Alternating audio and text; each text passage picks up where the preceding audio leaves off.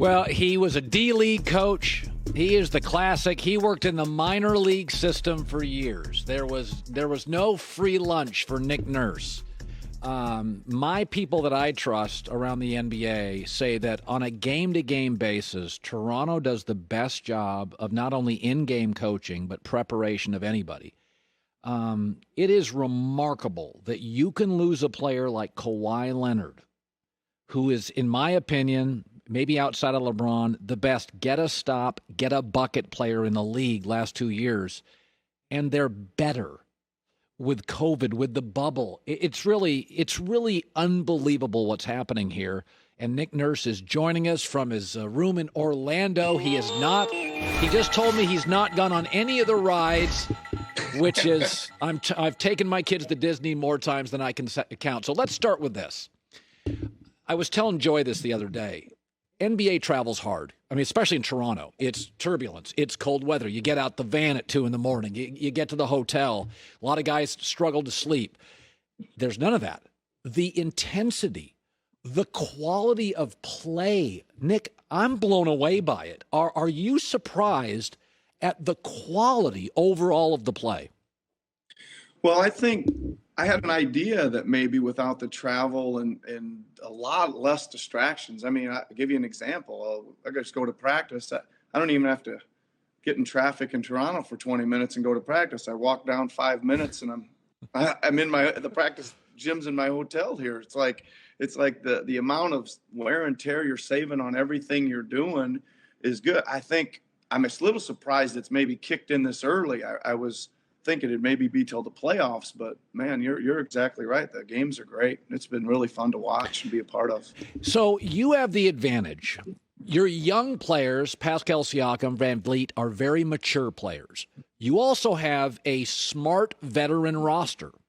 And I would make the argument that you got the perfect bubble team. You don't have the anxiety of the young kid. You know, I look at you and I think what explains Kawhi leaving and you succeeding is you may have the most mature team in the league. How does that affect the way you coach them?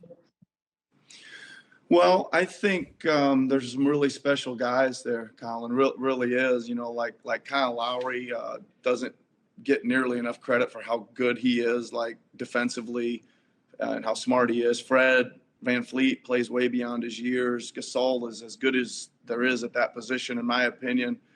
Siakam's an emerging star. Anunoby's an emerging young player. And when Ibaka gets blocking shots and making shots too, he becomes a special guy on the floor. And heck, I haven't even mentioned Norman Powell and our rookie Terrence Davis. You know, there's some special guys there. Yeah. You know, it's interesting. You guys have given LeBron James a total handful. And LeBron says, he goes, you media guys don't get it. Everybody in the league gets Toronto. So he averages like 20 a game against you guys. Now, there is no such thing as a LeBron stopper, but you make life more difficult for him. What is there? Is there any little page that you're like, listen, try to do this against LeBron because whatever you're doing is working?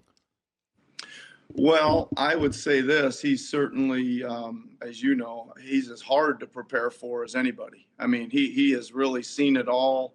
He knows how to read. And I always say he not only makes the right decision all the time, he throws those fastballs at about 110 miles an hour right to the shooting pocket. So it doesn't give you much chance to recover to a lot of that stuff. So I don't know if we've done all that great on coming up with schemes to stop him because he can beat most schemes. Yeah.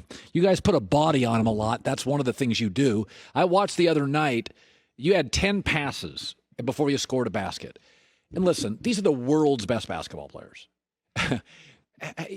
How do you convince guys to not just make the extra pass, to make 10? There's a buy-in with your roster that is not common throughout all rosters.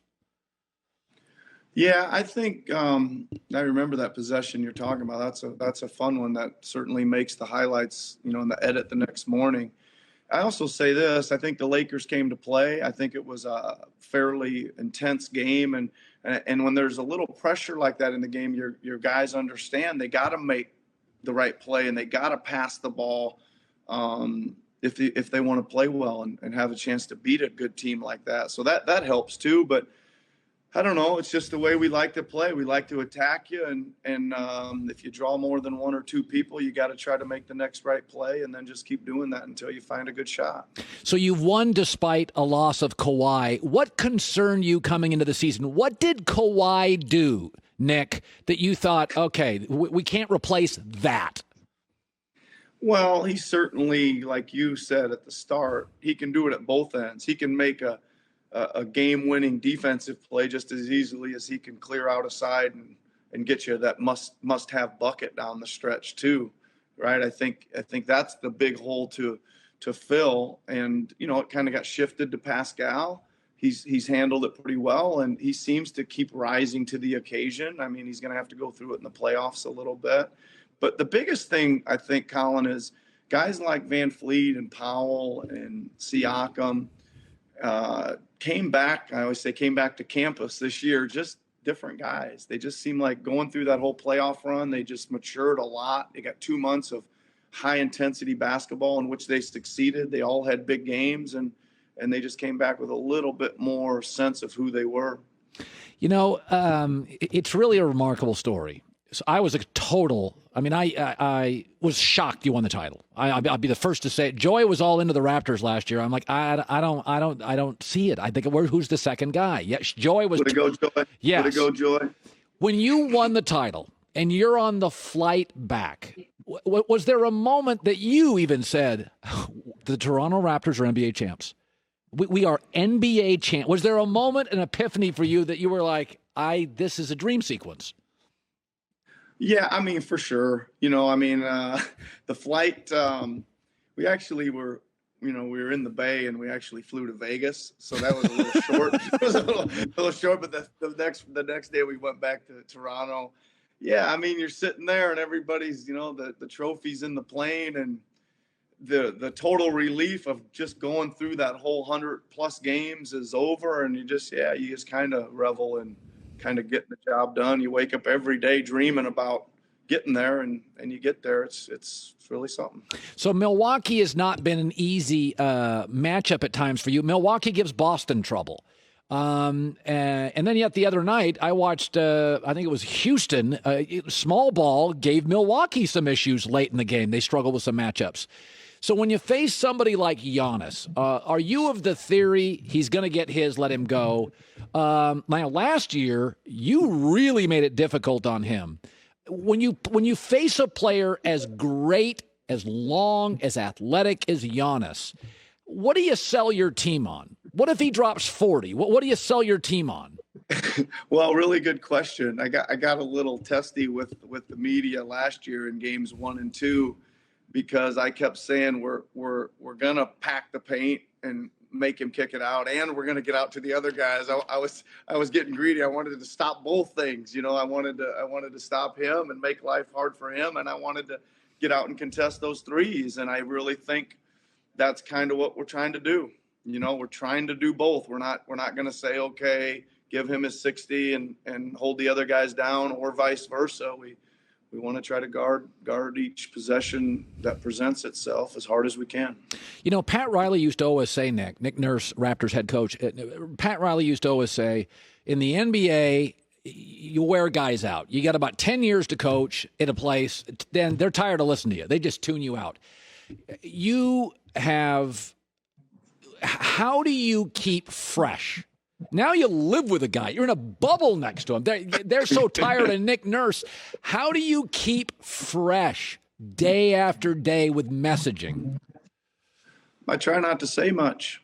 To be honest with you, I really do. I try not to say much. I let my assistants prepare a lot of the game plans and do a lot of the presentations. I only step in when I need to. When we get a little deeper into the playoffs, et cetera, I think my voice is certainly a finite resource, and I try to work it that way as best I can. Well, mine is too, although nobody's ever convinced me of it, Nick. It is great to have you here. It served you well. Well, everybody speaks highly of you. Good luck to the Raptors going forward. I think the NBA has done an unbelievable job with this bubble, and I thank you so much for coming on. No problem. Thanks. Always admire you and appreciate you having me on. Thank you. All right, Nick Nurse. Good stuff. Hi, everybody. Thanks for watching. Subscribe here to get the latest from the show. Also, be sure to check out more of the best clips from The Herd or go watch a few segments from other shows on FS1.